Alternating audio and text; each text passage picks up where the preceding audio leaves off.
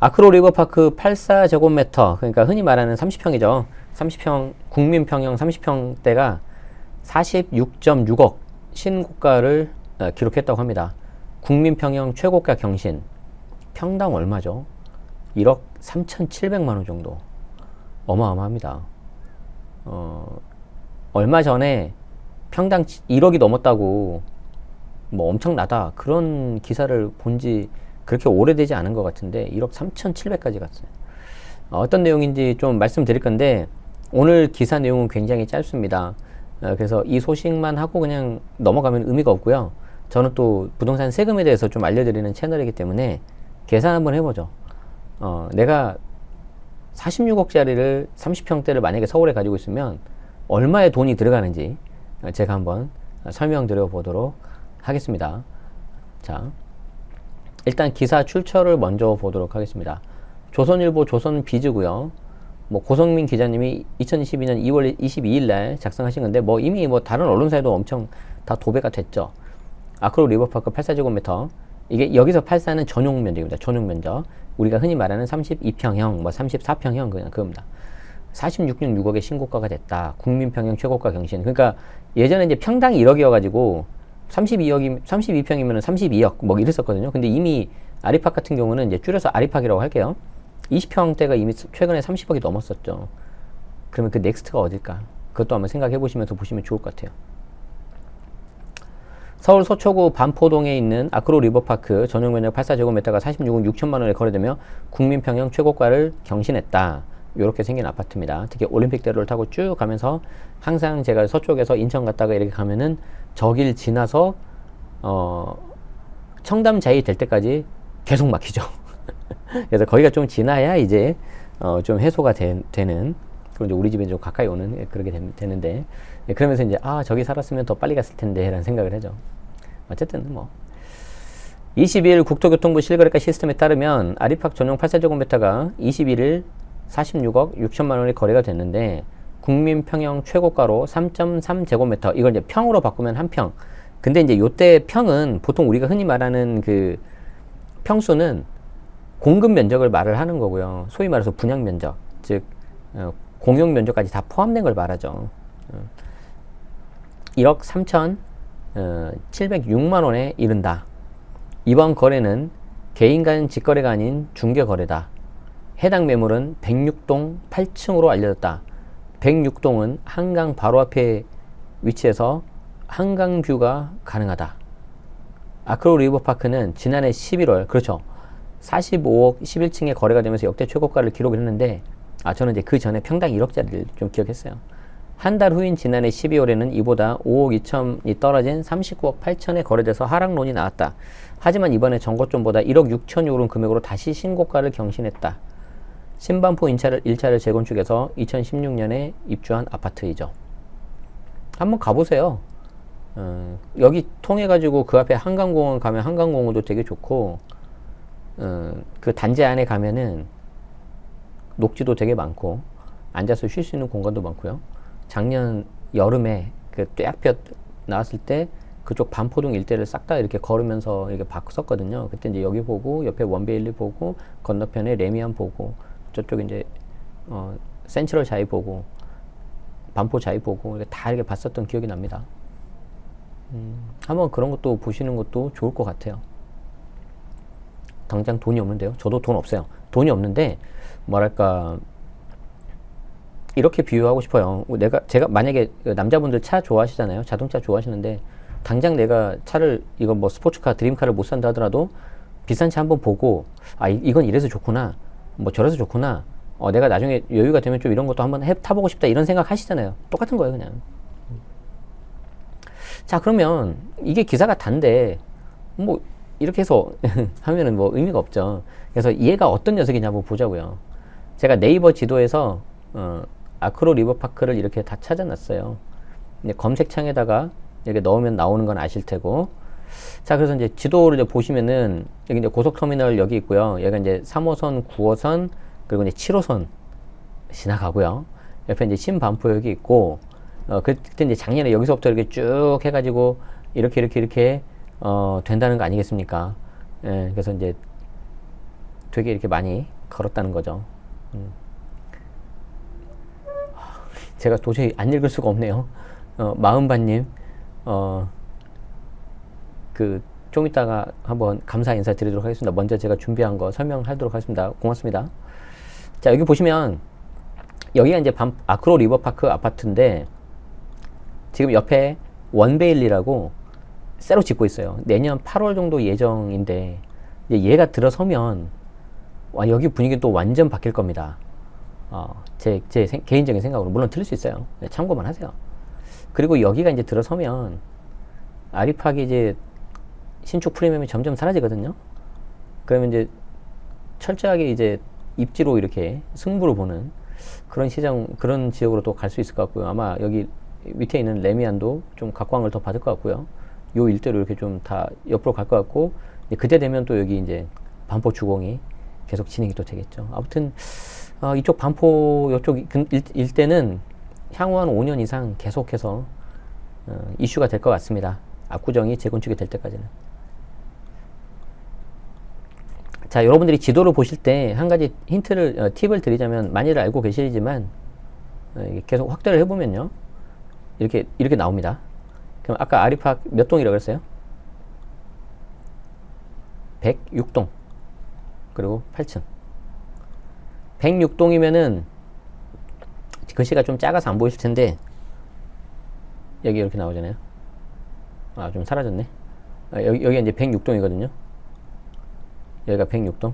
여기가 106동이고 8층이래요. 8층. 그런데 여기 위에 혹시 숫자 보이세요? 112.8제곱미터 막 이렇게 나와 있는 숫자. 요게 이제 공급 면적 나와 있는 거예요. 그리고 아까 한강 뷰가 보인다고 했으니까 요거 같아요. 요거. 예. 그리고 여기 숫자가 작아서 안 보이시는데 6-20F-5라고 되어 있어요. 이게 뭐냐면은 이 건물이 20층까지 있는 거고, 이쪽이 6이니까 이게 6호 라인, 그리고 여기 있으니까 5호 라인. 그거예요. 다들 아시죠? 이 정도는. 그리고 이제 여기 보면은 가운데가 이제 32F 있으니까 32층까지 있는 거고, 이게 이제 4가 있으니까 4호 라인이 이렇게 있는 거겠죠. 그래서 이제 106동이 여기 끝에 있는 거는 곧바로 이렇게 한강이 보이는 그런 물건이고, 이쪽 요 두 개 있는 거는 이렇게 옆으로 이제 보이는 그거 같아요. 여기 8층이 이제 최고가 46억 6천에 거래가 됐다는 거죠.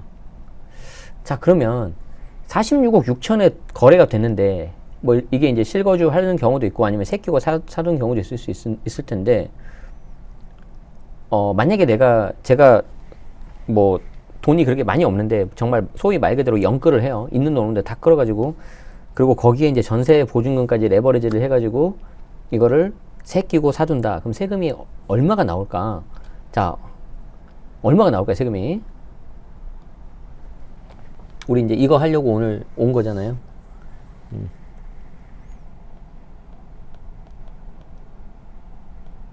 아리팍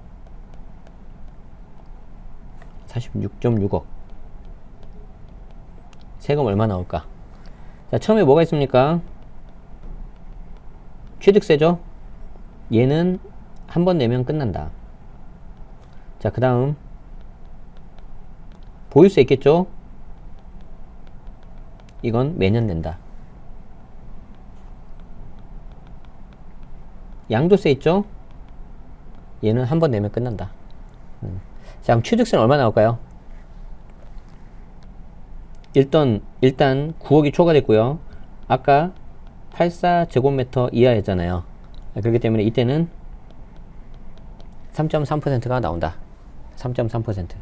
뭐 이거는 뭐 많이 아시죠? 그러면 46.6억에 3.3%로 곱하면은, 제가 계산기 뚫어볼게요. 46.6억에 3.3% 곱하면은 1억 5,378만원 나오네? 자, 1억 5,378만원.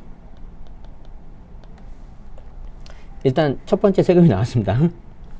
취득세만 1억 5천 나온다. 와, 취득세만 1억 5천 나온다. 무슨 뭐 그냥 어디 저 지방 소도시에 있는 무슨 작은 그냥 아파트 가격이네. 뭐 공시 가격 1억이야짜리. 1억 5천 378만 원 나와. 자, 여기서 이제 끝나지 않죠. 일단 취득세 한번 내고요. 이제 그 다음에 이제 보유세죠, 보유세. 자, 보유세 얼마 나올까요? 보유세는 재산세하고 종부세가 나오는데, 보유세는 재산세와 종부세가 나오는데, 문제가 되는 건 이 종부세죠. 자, 매수자가 다른 주택이 없다라고 가정을 할게요. 1주택이라고. 그리고 그렇게 해야만 돼요. 지금 이렇게 덩치 큰 걸 살려면. 다른 주택이 없다고 가정하면은 종부세를 위해서 공동명의 하실래요? 단독 하실래요? 단독이 좋을까요? 공동이 좋을까요? 다른 주택 없다면.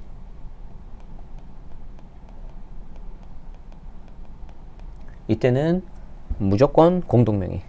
무조건 공동명의 해야 유리하다. 왜 그러냐면 이 경우에는 1세대 1주택 특례로 해가지고 공동인 거랑 단독인 거랑 두 개 중에 선택할 수가 있잖아요. 게다가 뒤에 보겠지만 양도세도 유리하니까 얘는 무조건 공동명의. 무조건. 그래서 무조건 공동명의로 했을 가능성이 높다. 다만 금액이 워낙 크니까 각각 23억 내야 되잖아요. 부부간에. 근데 어느 한쪽이 만약에 다 내버렸다. 그러면은 그때는 징계 이슈가 나와요. 징계 이슈가 나온다. 나이에 따라 다르지 않고 공동명의를 해야지 공동명의인 것처럼 해서 6억에서 총 12억을 공제 받을 수도 있고 아니면 내가 특례 1세대 1주택 단독명의 특례로 신청도 할 수도 있어요. 그러면 추가세액 공제 가능하죠. 그걸 보여드리도록 하죠. 국세청 홈택스로 가셔서 세금 모의 계산을 가시면 되죠. 종부세, 간이세 계산 들어가고 주택으로 들어가는 겁니다. 자, 그래서 공시가격을 이제 조회해봐야 되는데 조회하는 거 누르면 공동주택 공시가격이 나옵니다. 저는 지도로 검색을 해보도록 하겠습니다.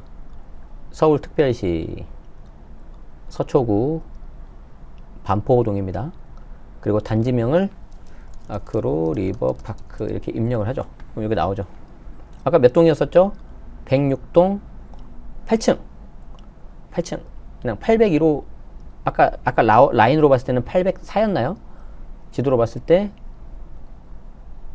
6호 라인 같은데 6호 라인 그러니까 806호일 것 같아요. 열람하면 우리는 전용 면적만 맞으면 되니까 84제곱미터 맞죠? 전용 면적 얼마 나왔어요? 26억 7,500만원 26억 7,500만원. 자, 외우세요. 26억 7,500만원 26억 7,500만원. 아이고 36억 그랬네. 26억 7,500만원. 조정대상 지역이죠?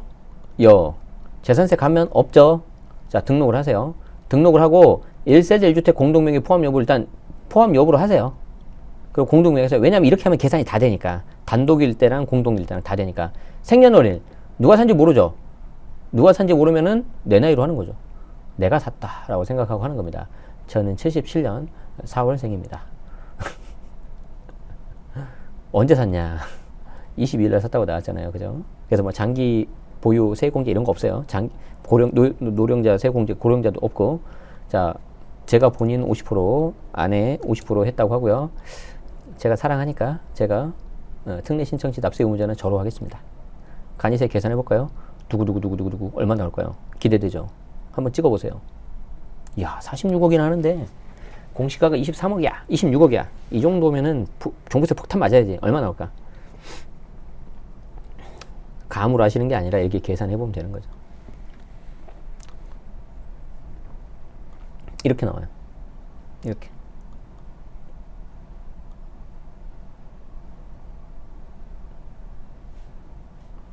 여기 보면 1주택 단독명의 해가지고 특례 적용한다고 가정하면 아까 26억 7억 5천에다가 11억을 빼줘요. 근데 공동명의를 하면 이걸 선택할 수가 있다는 거죠. 자, 그렇게 해서 하면은 종부세가 1,600이 나옵니다. 1,600 나옵니다. 그런데 이거를 나눠버려요. 공동명의 해버려요. 공동명의 하면 아까 제가 지분 절대 5로 그냥 했었잖아요. 5대로 하면은 절반이니까 13억 3,750원이 나오고요. 1인당 6억씩 빼주죠. 왜? 공동명이니까. 11억을 빼주는 거는 1주택 단독만 가능해요. 자, 6억씩 빼요. 계산해보면은 1인당 460만원 나와서요. 둘 다 더하면 927만원 나와요. 자, 제가 말씀드렸죠? 공동명의가 유리하다고.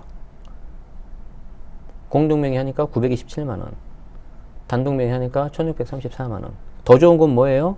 내가 이걸 오래 가지고 있다. 세액공제 가능하다. 그러면 그때는 특례 신청해가지고 이렇게 가버리면 되잖아요. 그러니까 공동명의가 무조건 유리하죠. 그리고 나중에 양도세도 무조건 공동명의가 유리하고. 이해되셨을까요? 자, 그러면은 종부세 같은 경우에 단독명의로 하면 어떻게 나왔어요? 1634만원. 1634만원. 공동명의로 했을 때는 둘 총합 더하니까 927만원. 이렇게 나옵니다. 아, 그리고 여기 이제 재산세가 있죠.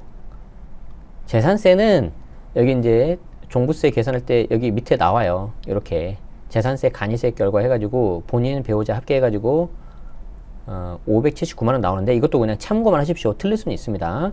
그래서 재산세까지 하면은 579만원이 나와서 결국 내가 공동명의로 하면은 뭐가 합쳐지는 거죠? 얘랑 얘를 낸다. 그래서 플러스 요게 이제 들어가기 때문에 총합이 579 더하기 927 하니까 1506만원이 나오네요. 1506만원. 자, 그러니까 처음 내가 샀을 때 1억 5천 취득세 내고요. 매년 1,500만원 정도를 재산세, 보유세 토탈 해가지고 보유세로 내는 거죠. 46억짜리를 갖고 있으면서. 오케이.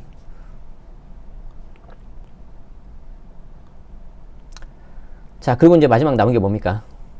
마지막 남은 거. 양도세. 양도세. 자, 양도세는 얼마 나올까요? 양도세 얼마 나올까요? 뭘 고민해요? 안 팔면 되지. 안 팔면 되죠. 양도세 뭐하러 팔아요? 앞에 한강도 보이겠다. 주변 인프라 너무 좋겠다. 아직 신축이겠다. 그러는데 안 팔면 되죠. 안 팔면 되죠. 그러면 처음에 내가 입장료 1억 5천 내고요. 매년 나가는 거 한 1,500에서 넉넉 잡아 한 2천 정도 내면 되는 거죠. 물론 큰 돈이죠. 엄청나게. 그런데 이제 46억을 매수하신 분이니까 이 정도는 뭐 다 감안하고 했겠죠. 자, 이제 그래도 여기서 이제 양도세가 이제 궁금하신 분들 있죠. 근데 이게 이제 얼마에 파느냐가 나와 줘야 되거든요. 얼마에 팔까요? 지금 취득가가 46.6억인데 얼마에 팔고 싶어요? 예. 예, 한번 말을 해봐요. 지금 평당 1억 3천 나왔잖아요, 지금. 뭐 언젠가는 아주 긴 시간이 지나면 뭐 평당 2억으로 간다고 해볼까요? 평당 2억? 그러면은 그냥 80억 해볼까요? 80억? 아우, 67억? 100억? 아니 100억은 좀 너무 많은 67억? 야, 67, 65, 60, 65, 65 나왔네. 65로 해봅시다. 65. 65로 해봅시다. 65. 65. 65. 자, 65로 해봅시다. 65로. 자, 양도세는 특별히 새 거에다 해드릴게요. 자, 65억. 그리고 아까 46.6억인데 뒤에 뺍시다. 6천만원. 지저분하니까. 그럼 어떻게 되죠, 이게? 19억이 나오죠. 19억. 맞죠? 65 빼기 46. 65 빼기 46. 그러면 19억 나온다. 자, 근데 이게 비과세잖아요. 비과세잖아요. 비과세 가정해봐요. 자, 비과세면은 19억 전체가 세금 되는 게 아니라 이거를 이제 과세 대상 양도 차익으로 해줘야 돼요. 요게 어떻게 되냐면은 전체 매가 65 그리고 65 빼기 그 얼마죠? 비과세 되는 기준이 12억이죠. 잠깐 당황했어요. 잠깐 당황했어요. 그럼 19 잠깐 65 빼기 12니까 53. 그러면 19 곱하기 53 나누기 65 하면은 15.4 나오네. 15.4억이 나오죠. 15.4억. 그러니까 그나마 이게 비과세가 돼서 19억 양도차익 19억이 아니라 15.4로 이렇게 내려갔다는 거죠. 15.4로 내려. 자, 그리고 10년 이상 보유하고 거주했다고 가정합시다. 한강 보면서 10년 이상 보유하고 거주했다 그러면 여기 이제 장특공 80%가 적용이 되겠죠. 자, 그러면 15.4 곱하기 0.2가 하면은 3.08억 정도가 나오고요. 3억이잖아요. 이거면 계산 안 해도 돼요. 대략 약 1억 정도 나올 거예요, 이게. 세금. 요 정도 나올 거라고 예상해 봅니다. 이게 자, 검사 한번만 해볼게요. 65억, 그리고 얘가 46억, 그리고 내가 만약에 10년, 그리고 10년 보유, 10년 거주했다. 그러면은 맞네요. 대략 1억 나와요. 1억 정도 나와요. 검사해보니까 1억 나와요. 1억 나옵니다. 1억 정도. 얼마 나온다고요? 1억 나오네요. 10년 거주, 보유, 그리고 아까 매가 얼마 했었죠? 65억 매도 가정. 자, 그럼 생각을 해봐요. 내가 아리팍 46억 6천에 샀는데 처음에 세금 1억 5천 내요. 매년 1,500을 내요. 곱하기 10년 하면 1.5억 되겠네. 그죠? 그럼 여기 1.5억, 3억이죠. 1억, 4억 나가네. 토탈 4억 나가네. 토탈 4억.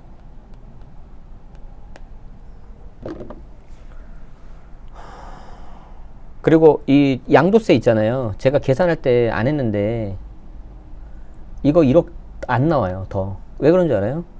요 취득세가 아까 취득가로 들어가야 되잖아요. 필요경비로. 근데 제가 뺐잖아요. 1억 더 안 나와요. 1억 더 안 나와.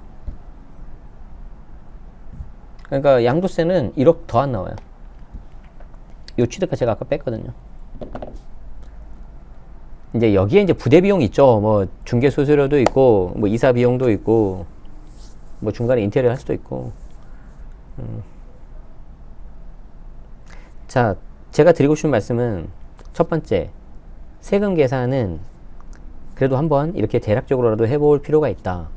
그래야 내가 손익분기를 알 수 있고 어느 정도 남는지를 아니까.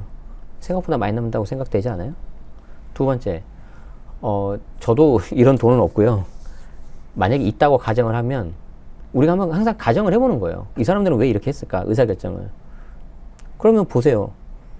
거의 지금 대한민국의 최고라고 하는 아파트에서 한강 뷰를 보면서 주변 인프라를 다 누리고 10년 동안 거기서 보유하면서 거주하고, 굳이 내가 다른 거 주택 취득해가지고 뭐 보유세 더 많이 나오고 무슨 이상한 소리 듣지도 않고, 그렇게 했을 때 토탈 들어가는 10년 동안 있다가 나중에 뭐 예를 들어서 65억 정도에 더 올라서 시세 차익이 나서 팔아도 토탈 취득세, 보유세, 양도세가 4억에 그친다. 4억에. 해볼만 하지 않아요. 자, 그런데 여기서 이제 그걸 하면서 우리가 이제 막 괜히 상대적 박탈감 갖고 지금 그 말씀을 드리고 싶은 생각은 추워도 없고 저도 없으니까. 여기서 무슨 말씀을 하고 싶냐면은 더 오히려 이렇게 하면서 우리 같은 일반적인 사람들이 더 힘들어진다는 거예요. 왜 그러냐면 이 부동산 시장이 양극화를 넘어서 이제 초양극화로 가버리거든요.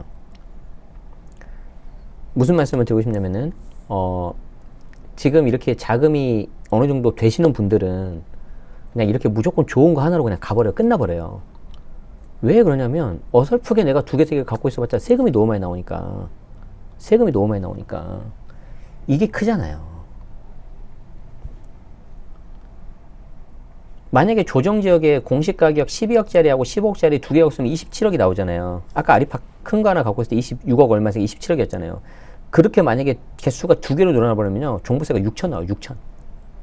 어마하게 나오죠. 이것도 물론 크지만. 그러니까 다 정리하고 그냥 똘똘한 하나로 가버려요. 똘똘한 하나. 그러니까 점점 인기 있는 아파트, 인기 있는 자산은 더 이렇게 수요가 몰리는 거죠. 이건 심플해요. 여러분들이 예를 들어서 뭐 차를 한 대만 고르라고 해봅시다. 차를 한 대만 고르라고 하면 어떤 걸 고르시겠어요? 내가 가용할 수 있는 수준에서 무조건 좋은 거 하지 않겠어요? 무조건. 그러니까 이제 그 밑에 있는 뭐 중저가라든가 가성비가 좋은 거라든가 그런 게 상대적으로 더 오히려 안 팔려 버리겠죠. 아, 내가 딱 하나밖에 못 산다는데, 예를 들어서 내가 소나타를 살 수 있는데 내가 조금만 더 무리하면 그랜저 살 수 있을 것 같거든요. 그럼 그랜저 사버리는 거죠. 왜냐면 다음에 못 사니까. 그래서 다주택자들도 그런 식으로 가고, 무주택자들도 이미 학습 효과가 돼 있잖아요. 다주택자를 얼마나 지금 두드려 맞는지 보고 있잖아요. 그렇기 때문에 내가 왜 저 짓을 해? 내가 다주택자처럼. 나 안 해. 그럼 나도 생애 처음 주택이지만 무조건 내가 영끌해서 사버릴 거야. 그냥 이렇게 돼버리는 거죠. 그러면 점점 이렇게 인기 있는 지역으로만 몰리게 되는 거죠. 그런 생각이 좀 들어서,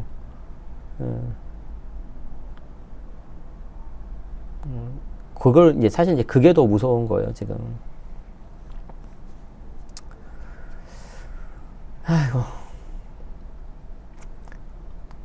그래도 이제 아까 멘트를 좀 봐야죠.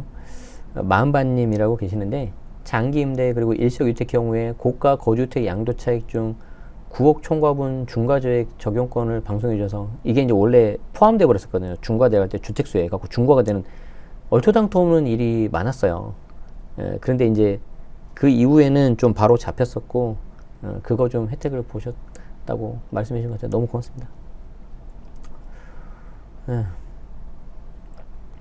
그래서 이제 굉장히 지금 시장은 좀 비정상적인 시장이다. 그런데 그 시장이 이렇게 비정상적으로 왜 이렇게 됐는지에 대해서 여러분들도 한 번쯤은 좀 생각을 해보셔야 될 것 같습니다. 그리고 지금은 오히려 이렇게 세부담이 너무 커버리니까 그냥 깔끔하게 1주택으로 가버리겠다 하시는 분들이 이렇게 좀 많아지는 그런 생각이 들죠. 그리고 이제 이런 분들은 자금이 많으실 거잖아요. 이거 자금을 계속 놀릴까요? 절대 안 그래요. 그래서 주택이 아닌 뭐 다른 상가, 토지 아니면은 명의를 아예 바꿔버린 거죠. 법인 명의로 한다든가. 그런 식으로 해서 더 가는 겁니다. 뻔히 이게 어떻게 굴러갈지 보이는데, 저도 뭐 이렇게 갖고 있는 뭐 자금이 많은 것도 아니고, 그러다 보니까 이제 오히려 더 일반적인 평범한 사람들은 더 힘들어지는 그런 상황이 되는 거죠. 어쨌든 그렇습니다. 저도 이게 궁금해가지고 그럼 세금 얼마 나올까 이렇게 해서 다 해봤는데 생각보다 적게 나오네요. 생각보다 아까 토탈 4억. 와우.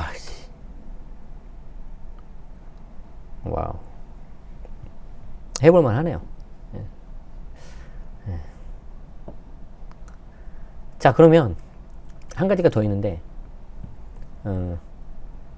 만약에 그러면 저거를 나는 실거주를 못하고 그냥 새끼고라도 사두는 걸로 사두고 싶다. 그렇게 해도 어떻게 될 거냐. 그리고 그걸 내가 온전히 내 걸로 만들려면 어떻게 하게 될 거냐. 거기에 대해서는 다음 시간에 한번 설명드리겠습니다. 네. 내용이 좀 길어져가지고 다음에 한번 더 설명드리면 좋을 것 같습니다. 그래서 함께 하고 싶으신 분들은 구독하시고 알림 설정 하시면 제가 또 다음에 할 때 곧바로 설명드릴 수 있도록 하겠습니다. 네. 자, 그래서 세금은 반드시 공부를 많이 하시고요. 알면 알수록 줄일 수 있는 방법이 나옵니다. 그리고 더 중요한 건 뭐냐면, 지금 워낙 부동산 정책 규제가 심해져 가지고 오히려 이런 그 부동산 시장이라는 거는 저는 뭐 그렇게 잘은 모르지만 그 시장에 내재되어 있는 가치, 뭐 수급, 에너지 이런 걸로 저는 갈 길을 간다고 봐요. 그런데 그 중에 하나 좀 마이너한 요소가 어떤 정책과 세금이라고 저는 생각했는데, 지금은 그게 너무 커져 버렸어요. 그래서 우리가 몸담고 있는 이 부동산 시장에 대해서도 공부를 좀 하고 이해하시길 위해서라도 세금에 대해서는 좀 알아두시는 게 좋을 것 같습니다. 아시겠죠? 좀 뭔가 설명을 하면서도 저 좀 씁쓸합니다. 이렇게까지 정말 이렇게 막 꼼꼼하게 알아야 되나, 이렇게까지 어렵게 알아야 되나, 그런 생각이 들어서 좀 마음이 안 좋은데, 뭐 비록 뭐 제가 세무사는 아니지만 그냥 일반 개인이고 그러지만 제가 알고 있는 한도 내에서는 최대한 많이 알려드리고 좀 선의의 피해자가 없도록 이렇게 할 수 있도록 해보겠습니다. 제 주변에 수강생들 포함해서 주변에 몇몇 분들 보면 너무 안타까운 사례가 많아서 그래요. 뭐 어떻게 해요? 뭐 저라도 이렇게 혼자 방구석에 앉아서 제 채널 통해서 알려드리고, 모르면은 또 모른다고 하고, 또 이제 제 주변에는 실력 있는 세무사님들 많이 계시거든요. 그래서 이제 그분들 통해 가지고 공부해서 또 알려드리고 그렇게 하겠습니다. 그게 저는 좋아요. 그렇게 살다가 죽을 거예요. 네. 여러분들도 행복한 시간 보내시고요. 제가 처음에 말씀드렸는데 내일 24일날 목요일날 진행하기로 한 명사초청 특강은 좀 개인적인 사정이 있어서 3월 10일이었죠? 이렇게 오후 3시로 변경했습니다. 양해 말씀드립니다. 혹시 내일 기다리고 계셨던 분들은 착오 없으시기 바랍니다. 자, 여기서 마치겠습니다. 날이 좀 많이 계속 쌀쌀한데 건강 관리 잘 하시고요. 편한 저녁 시간 보내시기 바랍니다. 마치겠습니다. 고맙습니다.